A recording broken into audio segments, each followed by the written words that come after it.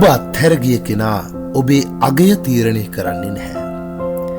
කවදා හරි ඔබේ ජීවිතයට කෙනෙක් ඇවිත් ඇති.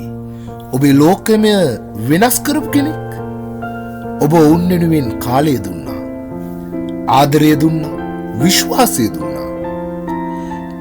ඒත් එක දවසක ඔවුන් ගියා.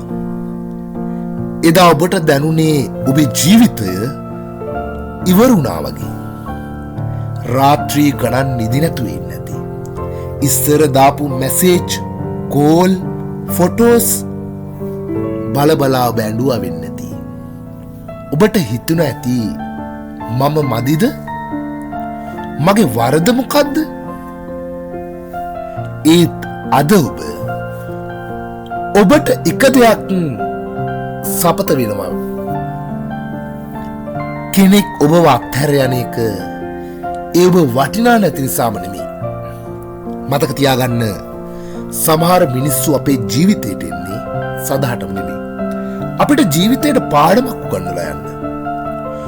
ඔබ අද දුක් විඳිනවා නම් ඒ දුක ඔබ විනාශ කරන්න නෙමෙයි. ඒ දුක ඔබ ශක්තිමත් කරන්න ආවා වෙන්න පුළුවන්. ඔබේ හදවත කැඩලා තිබුණත් ඔබේ අනාගතය කැඩලා නැහැ. මේ ලෝකේ ලස්සනම කතා ගොඩක් පටන් ගන්නේ ලොකුම වේදනාවකින්. අද ඔබට හැගෙන්න පුළුවන් කිසි දෙයක් හරියන්නේ නැහැ කියලා.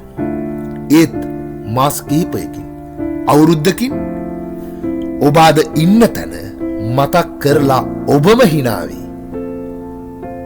ඔබ තවමත් ජීවතුන් අතර ඉන්නවා. ඒ කියන්නේ ඔබේ කතාව තාම ඉවර නැහැ.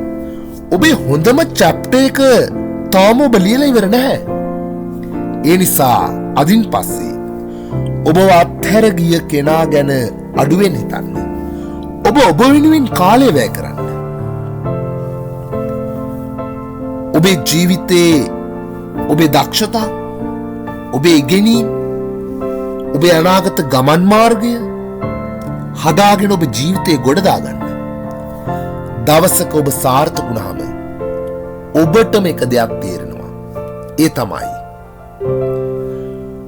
මගේ ඒ බිඳ වැටීම මගේ ජීවිතයේ අවසානයක් උනේ නෑ කියන එක.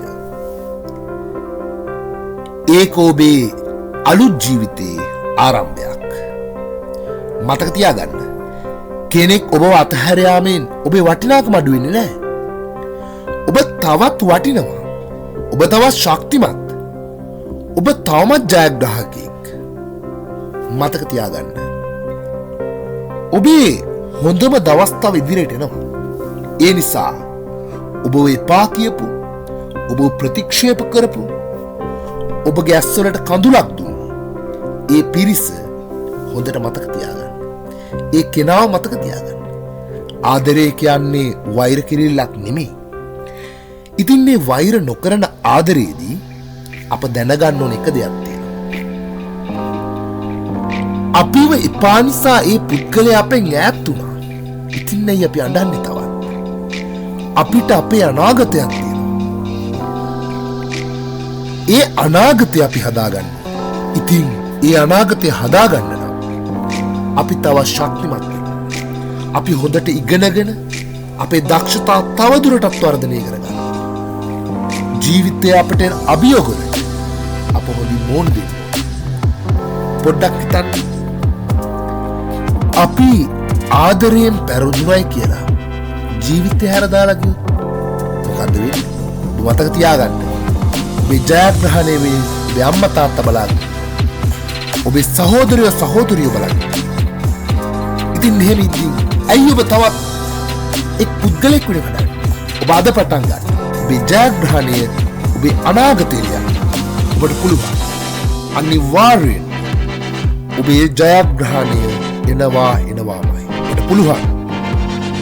ඒ ඔබ මතකයේ තබාගෙන ලස්සන අනාගතයක් ලියන්න. කෙදිනකවත් ඔබට වරදින්න. ඔබට ආදරය කරන්න. ඔබේ ශක්තිය, ඔබේ බුද්ධිය ඔබ වටහා ගන්න. එවිට ඔබ ජයග්‍රහණය කරන්න.